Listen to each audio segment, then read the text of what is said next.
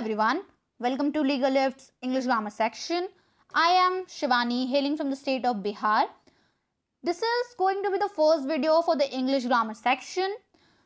If we talk about LegaLift, it is an initiative led by the NALSAR students, basically by our batch, that is 2024 to 2029 batch.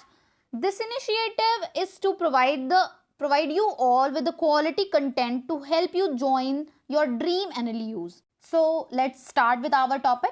So today's topic is parts of speech. Parts of speech are the basic categories of words in English language. Understanding parts of speech will help us to construct the sentences properly. These include noun, pronoun, adjectives, verbs, adverbs, prepositions, conjunctions and interjections. So let's move on with nouns. Nouns are the words that represent a person, place, thing or an idea.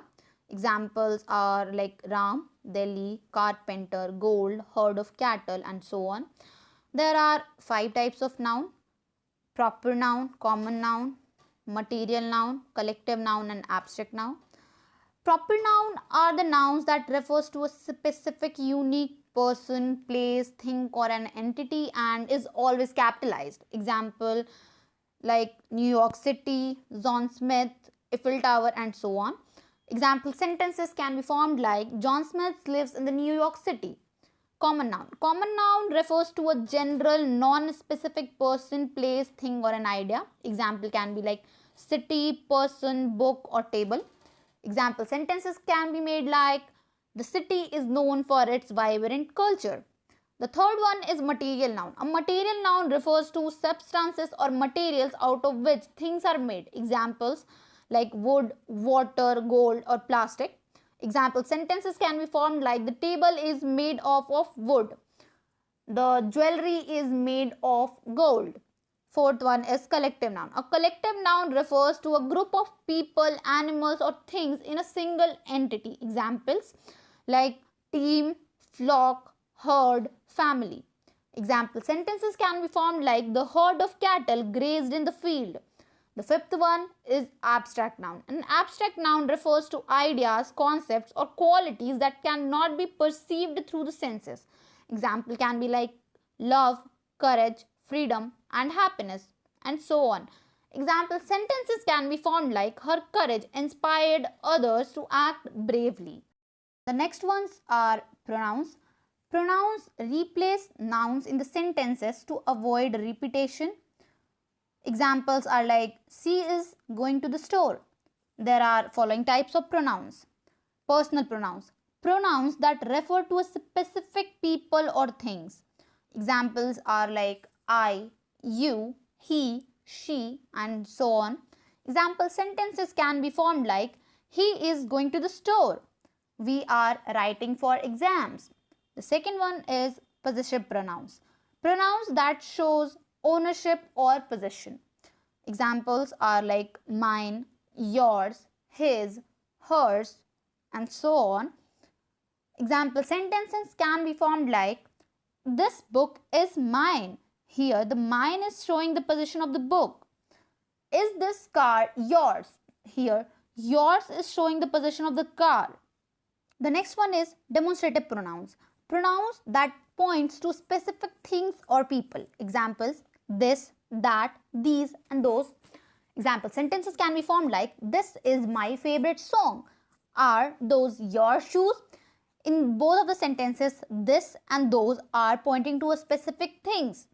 The next one is reflexive pronouns. Pronouns that reflect the action of the verb back onto the subject. Examples are like myself, yourself, themselves, ourselves, itself and so on. Example sentences can be formed like she hurt herself while playing. We need to do it ourselves. The next one is interrogative pronouns. Pronouns that are used to ask questions are interrogative pronouns. Examples are like who, whom, what, which and so on. Example sentences can be formed like who is coming to the party. The next one is relative pronouns. Pronouns that connects to a preceding noun and also connects to statements are relative pronouns. Examples are like who, whom, whose, that and so on. Example sentences can be formed like the person who left who called left a message. Here the word who is connecting to the noun, that is the person. The next sentence is the book that you recommended is excellent. Here that is connecting the book to the rest of the sentence. The next one is indefinite pronouns. Pronouns that do not refer to any specific person, thing or amount is indefinite pronouns. Examples are like all, another, anybody, everybody, someone, somebody, several, nothing, and so on. Example sentences can be formed like everybody loves pizza. Is there anything I can do to help? The next one is distributive pronouns. Pronouns that refer to members of a group individually rather than collectively. Examples are each, either, and neither. Example sentences can be formed like each of the students has a different project. Neither of the options seems appealing. The next one is exclamatory pronouns. Pronouns that used to express strong emotions or surprise are exclamatory pronouns. Examples are what, such. Example sentences can be formed like what a beautiful sunset, such a lovely day, and so on. The next one is adjective. Adjectives modify or describe nouns and pronouns. Example is like I need some money. Here the word some is describing the noun, that is money. Ram is an extraordinary person. Here the word extraordinary is describing Ram. There are following types of adjectives. The first one is adjectives of quality. It is also known as descriptive adjective. It describes the quality or kind of a noun. Example is like the beautiful flowers are blooming in the garden. Here the word beautiful is describing the quality of the flower. The second one is adjective of quantity. It indicates how much or how many of a noun. Examples are like some people prefer tea over coffee. The word here some is describing the quantity of people. The third one is adjective of number. It specifies the number or order of a noun. Example is she has read both books in the series. Here the word both is representing to the specific number of the book, that is 2. You can see in this case. The fourth one is demonstrative adjective. It points out or identifies a particular noun. Example is like this laptop is faster than my old one. Here the word this is pointing to a specific laptop. The next one is distributive adjective. It refers to each individual of a group separately. Example is like each student received a certificate for his achievement. Here the word each is describing or referring to a single individual, a student. The next one is interrogative adjective. It is used to ask questions about a noun. Example is like which movie did you watch last night? Here the word which is asking question about the certain noun, that is movie. The next one is verb. Verb are the word or group of words that is used to indicate that something happens or exists. Verbs express action, state or occurrence. Examples can be like he is playing football. We are doing our homeworks. The next one is adverbs. Adverbs modify verbs, adjectives or other adverbs. They provide information on how, when, where or to what extent an action is done. Examples can be like he ran quickly, the bus is moving slowly, and so on. The next one is prepositions.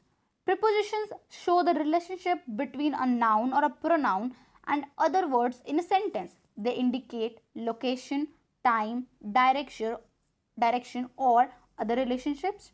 Examples can be like the cat is on the table. The next one is conjunctions. Conjunctions are the words that connect words, phrases or clauses in a sentence. There are two types of conjunctions. The first one is coordinating conjunctions. The second one is subordinating conjunctions. Coordinating conjunctions are the conjunctions that join equal parts, while subordinating conjunctions connect dependent and independent clauses in a sentence.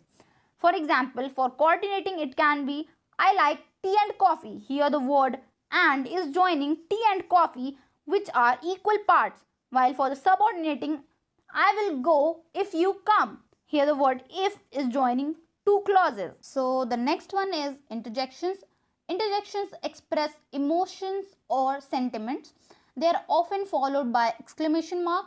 For example, wow, that's amazing. The second one is, what? You haven't finished your work so far? So by this we are done with all parts of speech. So let's practice some questions. So the instruction is that you have to identify the parts of speech for the underlined word. So the first question is, the fabled creature emerged from the misty lake, its presence sending shivers down their spines. The underlined word is fabled. I give you 10 seconds to think of the answer. So take your time.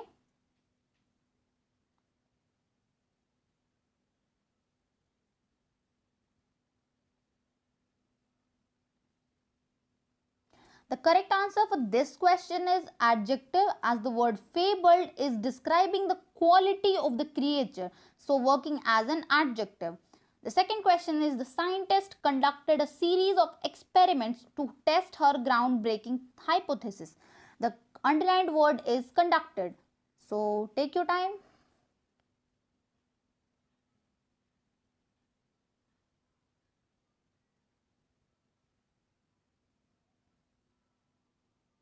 So the correct answer for this question is verb, as the word conducted is the action of the scientist. So representing verb. The third question is, despite the initial challenges, the team remained resilient and ultimately achieved their goal. The underlined word is resilient. So take your time.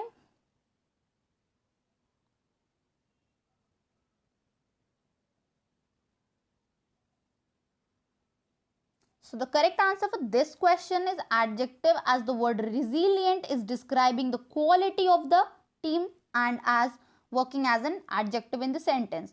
So with this we have done with the practice questions. Let's move forward. Importance of understanding parts of speech. Knowing parts of speech will help us in constructing clear and effective sentences. Proper use of parts of speech will enhance our communication skills. Understanding parts of speech aids in improving writing and grammar proficiency. Conclusion. Parts of speech are essential building blocks of the language. By identifying and understanding each part of speech, one can communicate effectively. Mastering parts of speech will lead to improved language proficiency and clarity in communication. So with that, we have reached to the end of the video. Thank you everyone for joining me in this session. Please like and subscribe LegaLift social handles, and all the very best.